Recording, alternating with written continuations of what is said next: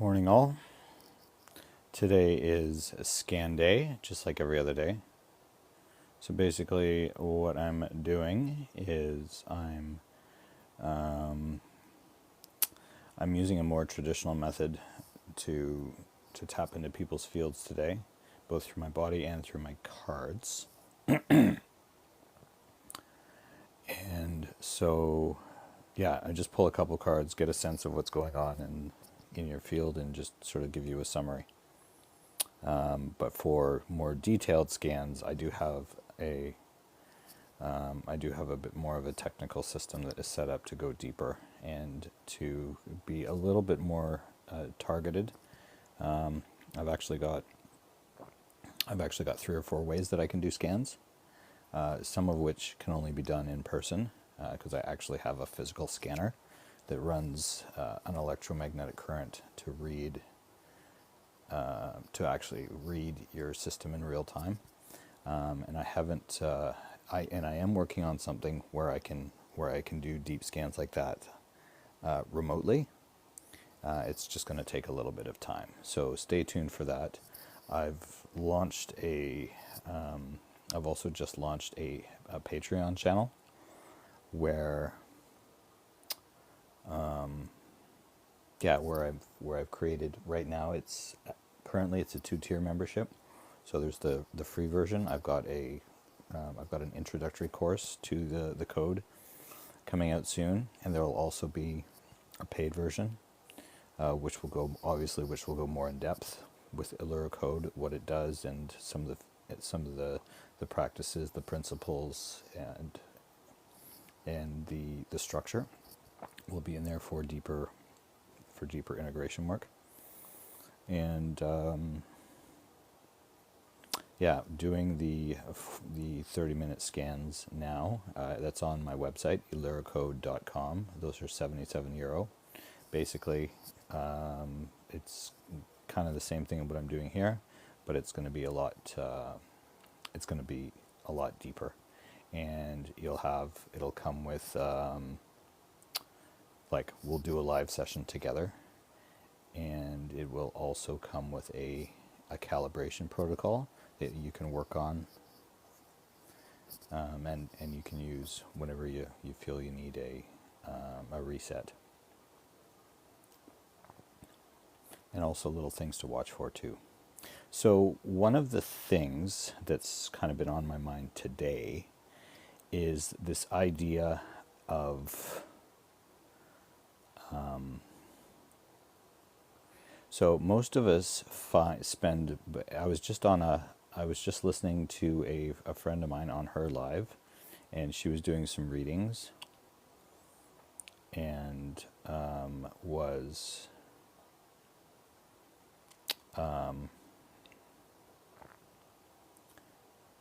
doing she was talking about how people live how people live most of the time, which is in their, it's basically fight or flight. And so what does this mean? What it means, so fight, flight, or freeze is actually it's our stress response. It's a very primitive, ancient aspect of our nervous system that exists in the brainstem and gets activated way back here. And it doesn't have any. It's very it's very black and white. So whenever there's a perceived threat, it activates. It cuts the blood supply from the major organs to the extremities, because back in the olden days and everybody uses the same example. So I'm going to use the example of a pterodactyl coming to get you, and you want to get so the blood fly gets rerouted to your extremities, and because the reason being is that you want to get the frick out of Dodge. We're not sticking around for the OK Corral. We're getting the frick out of here, right? Because frickin' pterodactyl, razor sharp talons, razor sharp teeth. I'm getting the fuck out of here. And so, in a situation like that, it actually provides a real functional use. Whereas with today, it is more perceived risk versus actual risk. And this is where most people exist most of the time, is in this perceived risk frame of mind. And this also ties into, this illusionary aspect of the mind, which could also be known as that aspect of ego, where, you imagine a potential scenario that doesn't exist. And, we wind up finding ourselves.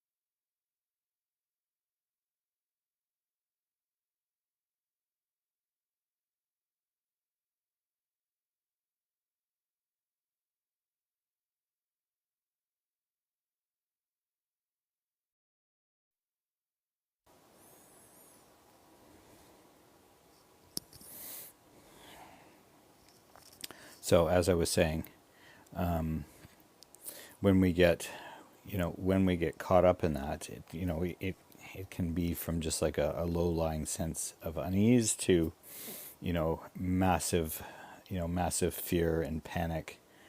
And these can come when imagining these so-called scenarios of things that might happen. And it's a horrible place to spend your life, because I just, with this, with what I do, you just, and with the observational capacity that I have, you just see people in these states of mind, having these types of conversations. And they're often to do with things that should be or shouldn't be or could be or would be or this and that. Everything that's just, if the O on my shirt is the present moment, everything is all shooting out around here. So now, why is this an issue? Well, I mean, if people like living in a stress-ridden environment, it can be my guess. I for one am, it's not part of the plan. So what do? So that indicates that your sympathetic nervous system is overactive, and your field is running a very incoherent signal.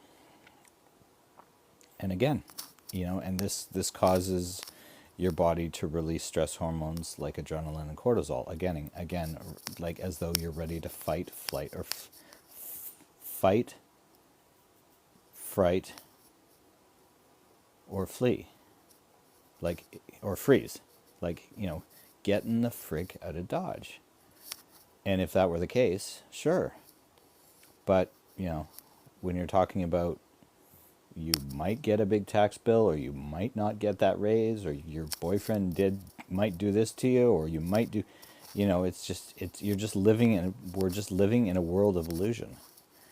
And, when people start to understand that all these thoughts that are conjured up by the mind, or that aspect of the ego, we start to realize that it's not the truth. So, because if we are able to shift our state, then we automatically shift the quality of our thoughts. And we start to see things with a lot more clarity. And, the simplest way to do it is to shift into our parasympathetic nervous system. It's to shift our field to run a more coherent pattern. So, how do we do that? Short answer, book a session with me. But here's something else you can do. So our different systems respond to different things. So now, depending on the extremity of the state of mind that you're in, I like to. Some people will get people to go like, you can't go from, like extreme anger to extreme calm. It just doesn't work that way. So what we have to do is we have to build a bridge. So what I like to do is I like to inject the field with some fresh augmented masculine charge in a situation like that, because what we're doing is we're building a bridge. You can even use a neutral charge, because it creates a transition from the hyperactivated to a more stabilized. We're not going for calm here. We're going for a stabilized activation. Because what that does is the mind, the system can still be active, but now we have a sense of clarity, and we've detached from the rage or the anger or the story. Now, on the other side of the coin, if we're in a state of and neurodivergence will know this very, very well, because there's, physiologically it's an expression of dopamine, which is a neurotransmitter responsible for motivation, focus, clarity, etc. Bringing our awareness into our prefrontal cortex, where all our executive function is, for lack of a better term, the crown chakra, where we can, we can process higher bits of, or connect to higher bits of information. So if we're in a, if we're in a, if we're in a state of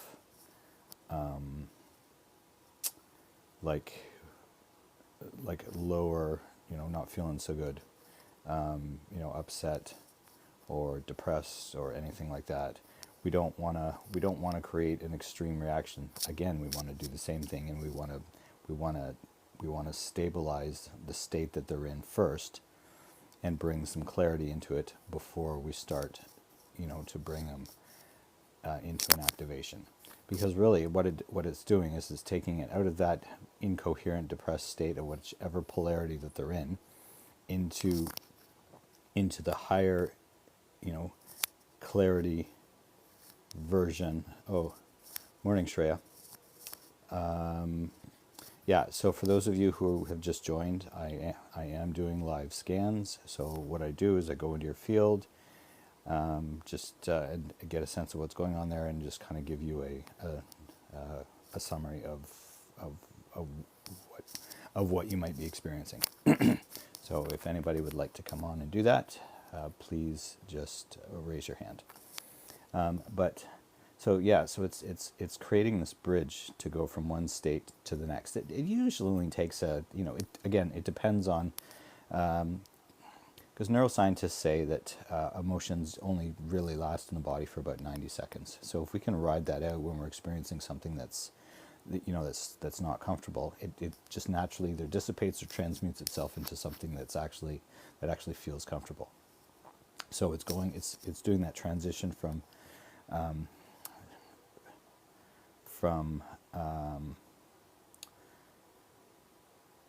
parasympathetic to sympathetic, or rather from sympathetic to parasympathetic. But just because we're in or sympathetic nervous system doesn't mean we're in fight or flight. Like, because it's lower levels of those chemicals that actually make us feel alert and focus and pay attention and stuff like that.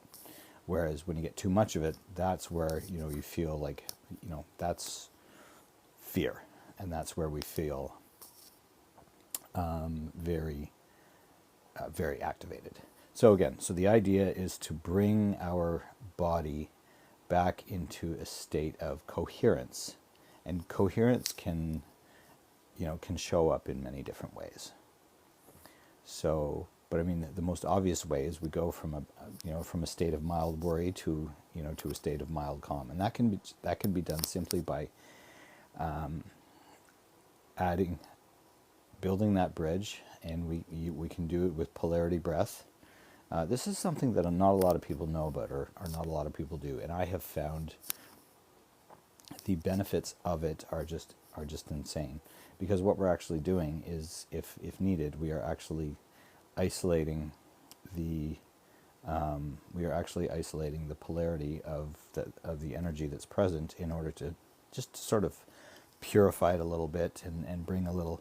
Because in each of the polarities, even if they're on their own, there can be a state of coherence, but there can also be a state of what I like to call scrambled egg brain, or a beta state, like a beta wave is where if you were to track your brain waves on an EEG or whatever, they would just be freaking chaotic and all over the place. There's no like nice continual coherent pattern or rhythm. So because especially when we do long, slow, deep breathing, it automatically activates the parasympathetic nervous system. So that's kind of like the gateway into into this piece of the code, which is really like one of the foundations, which is body awareness. Because when we're actually able to tap into our own body awareness, it actually allows us to to get to that part of ourselves that is eternal, that part of ourselves where where those higher states of wisdom and those higher realms of wisdom reside. So it could be you could be activated, but you could also be calm and activated. You could be calm and wherever there's a feeling of stillness and coherence. Because you can be activated and still be very still at the same time. It's because it would be in that situation, it would be a situation of tuning into your center, into your solar plexus, and just feeling the power that's residing there. Because solar plexus is all about identity, personal truth, personal mission, personal power. And so when the energies are all scrambled up, again, this is where we get an incoherence. And so what's happening is it oscillates from the field in through our body, and our body is what decodes and expresses whatever is going on in the field. And this happens through our own experience, and also through our through our shared experience with others. So I was reading I think it was an article. There's a girl that I follow, and she is a molecular biologist. And I was reading a bit of her dissertation because she has it on her profile, and she was talking about the relationship between. So what she did was she studied the genomes and the expressions and the genes of yeast cells. And apparently, yeast it behaves very, very similarly to that of human cells. And, so depending on the environment that the cell is residing in at any given moment, will determine which genes get switched on and get switched off. And so here's a little a news flash for you. The environment is the signal, which is what you're broadcasting. So if we're broadcasting coherence, our cells naturally, or rather our genes naturally switch on to abundance, and and then this it all becomes a like a domino effect, and our reticular activating system, which is this little guy which is in the back of the brainstem, it's kind of like your awareness filter. So then we automatically start looking in our external experience. We automatically start looking for things that match whatever it is we're tuned into. So if we're walking around and we're cranky and angry, yeah, you're going to get cut off in traffic. You're going to, people are going to say things that trigger you, etc. and so forth. So it's just a question of. But I thought that was really interesting about the similarities between yeast cells and human cells in terms of their ability to be influenced by the environment, or by the signal that's running through them. And so this is why it is so important for our signal to be as pure and as high quality as possible. And I mean, you just see it every day. You see people walking around just miserable and not understanding why. And the reason being is, well, for starters, they're everybody is so way disconnected from their truth. It's sad. It's like, I see it because I see it every day. And you can just, like, I mean, it's to the point where I can just walk by somebody and just pick up on what's, especially if they're in a bit of a state, right? Other times it's a lot more subtle. But it's just this whole thing about and people will talk about nervous system regulation and stuff like that, and which is great. It's very helpful. But if we actually learn how to live in alignment with the way our energy system has been designed, then we don't need to do all this extra stuff, right? Because there's two aspects to this whole process. There's the inner peace aspect, which many people talk about, and you have this whole concept of spiritual seeking. But then you also have the creation aspect, which is where the inner peace aspect is a part of, right? So, because I mean, people still want to create things in their life. People still have goals. People still have aspirations, and there's things that they want to see, do, be, and have, and that's fine. And so once we actually learn to, work those two in tandem. I mean, some people just want. I mean, I spent years. I wasn't looking for the peace, but I was trying to understand how it existed in my body. My system's a little bit different than most, just because the nature of the work that I'm created to do, which is what I'm doing right now. And so yay for me being here to provide a platform in which people can feel comfortable to to step into their own divinity, because that's really what this is all. It's about sovereignty. And what that means is your ability to to take back your original signal and unapologetically be yourself. So, with the work that I'm doing and the sessions that I run, we go deep. Like we get right into all the layers. I don't believe that doing surface level stuff like the scans that I'm doing here. I mean, they're great because they get in and they give people a sense of kind of what's going on in the moment, and it's usually something that's been prevailing for a while. But with the deeper work that I do with actually, when we actually get into the meat of the Allura code, it's this whole, like, diving into each layer of reality as it shows up for each person, and taking we take a map. We take because everybody has a blueprint, and it's just a question of knowing how to access it, which is very easy, right? I use the human design blueprint for people, and then I've just figured out ways of decoding it specific to whatever it is people are trying to do. Because looking at that map on its own is, I've been at this, I've been using human design now for about 4 years, and there's a lot to learn, but it's really, I have found that it's really about using your natural abilities as, hey Mateo, using your natural abilities as a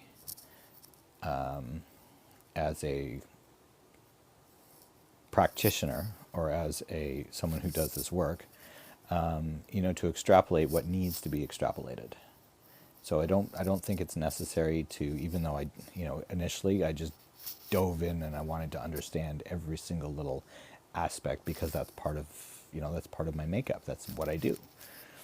But now there's this other piece that's emerged where it's more about pattern recognition, and it has to do with the way that LOA works, law of attraction, is that I'm going to magnetize people to me who need to hear what I have figured out, and what I've learned, and what I've experienced, and what I'm using in order to help people to assist in that aspect of their path right now. So so it's, for example, so with human design we have there's the two sides. There's the personality and the designs. The design being the deeper aspect.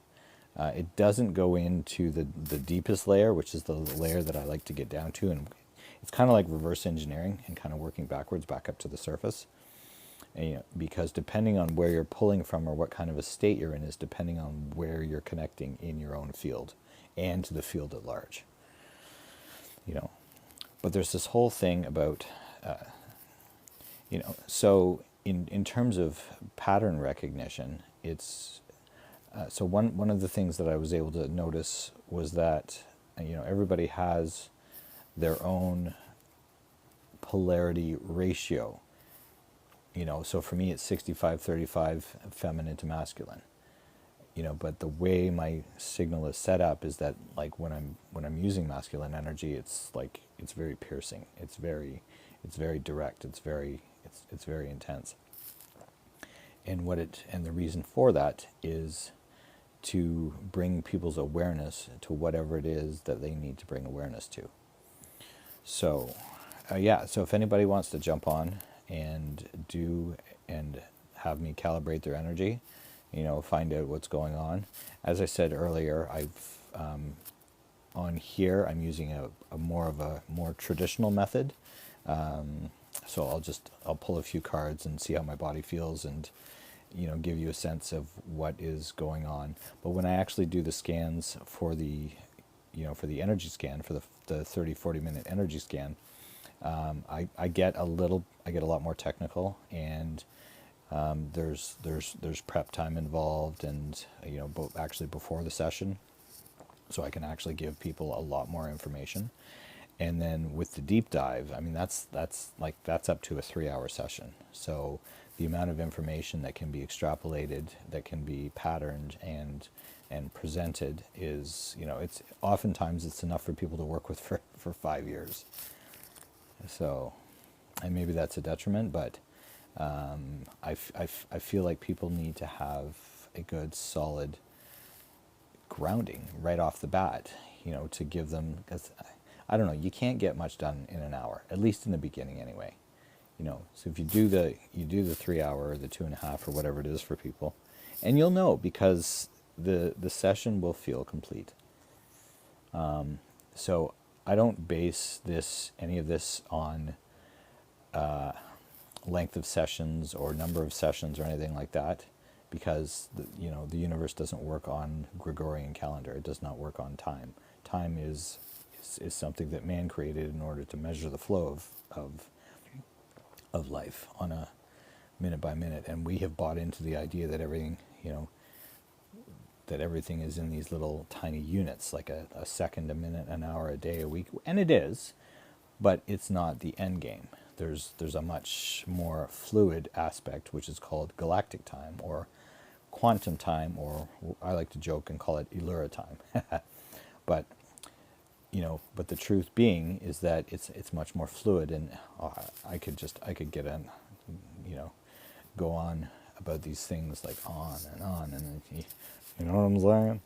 So, but anyway, getting back to this whole thing about design. So basically, it provides you a map, and it's not just a map, but it's like a how you're built. So, are you a and I don't like to use. Here's what I don't like about labels: is that people get hung up, and they say, "Oh, it's just a label," but they don't realize that you don't have to take it at face value. You can do your own inquiries, and okay, well, what's beyond that? Because the label really is just a portal. So the term manifester, that's just a portal. Okay, well, what does that mean? Okay, so and then people identify with it. Okay. Are you a generator? Are you a manifesting generator? Reflector, projector, whatever. And then there's inherent qualities for each of those types. But then you get into it a little bit more. You go into the gates, the channels. Okay, what's their and and the sun and all the planets, they all have different themes. So it literally provides you with this system, I think, is ingenious. It's not 100%, but it's pretty damn fucking close, because it doesn't take in the unique expression down to the of your own personal experience, but it gets pretty close. So, and the way somebody may present it versus the way you experience it, the language might be a little bit different. But but let me. This is to. It's to give people recognition of how they're built. And the easiest and when something is feeling off, it's because there's something that you're not connected to. And when you're not connected to something, or you're trying to live through a lens of conditioning, it creates friction, because it doesn't allow your natural tendencies to be able to flow. It's like a frickin' river.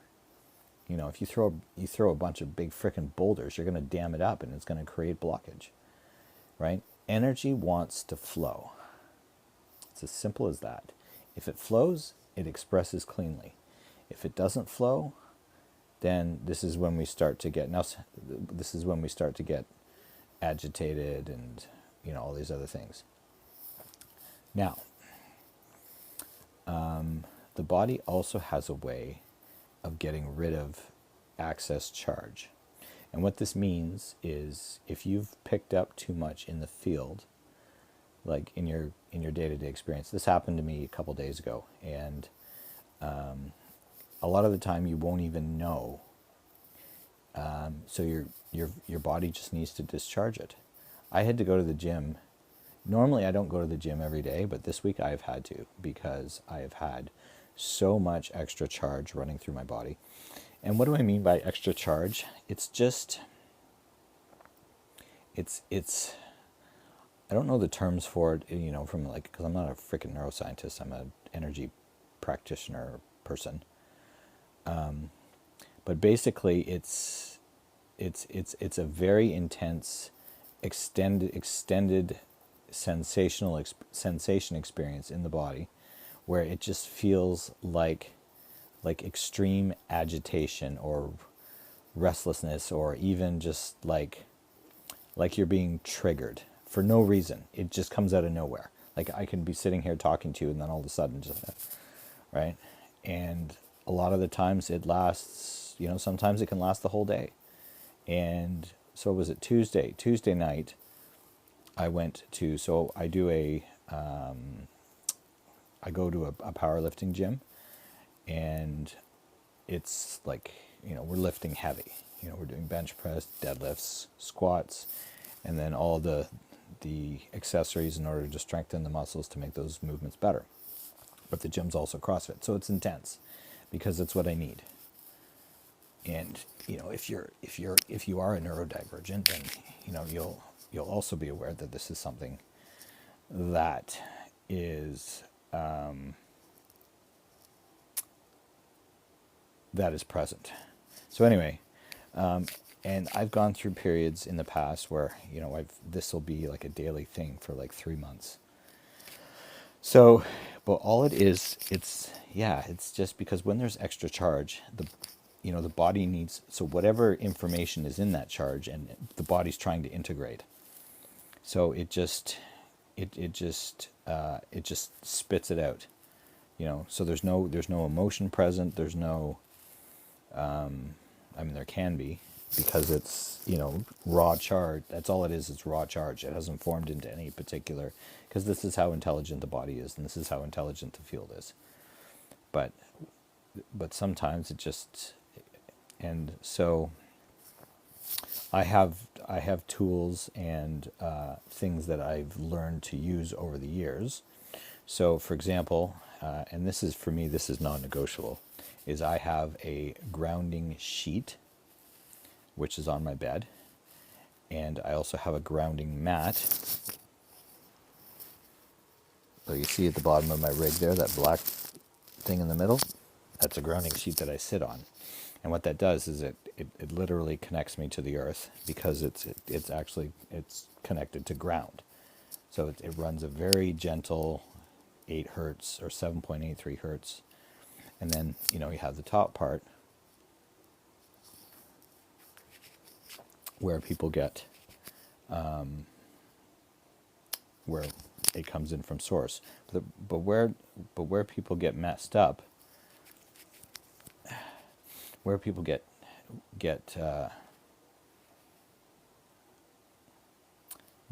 caught up is on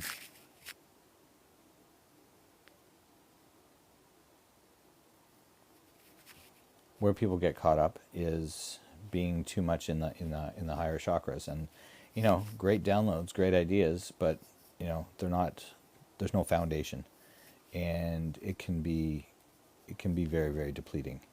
So the idea is to create some semblance of, even if you're working on something that is extremely profound and requires a lot of time, energy, and so forth, especially when you're not naturally grounded like me, this was something that I had to learn that was non-negotiable.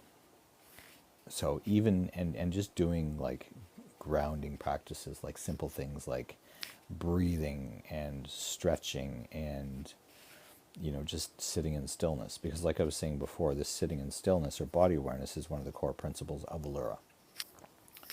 So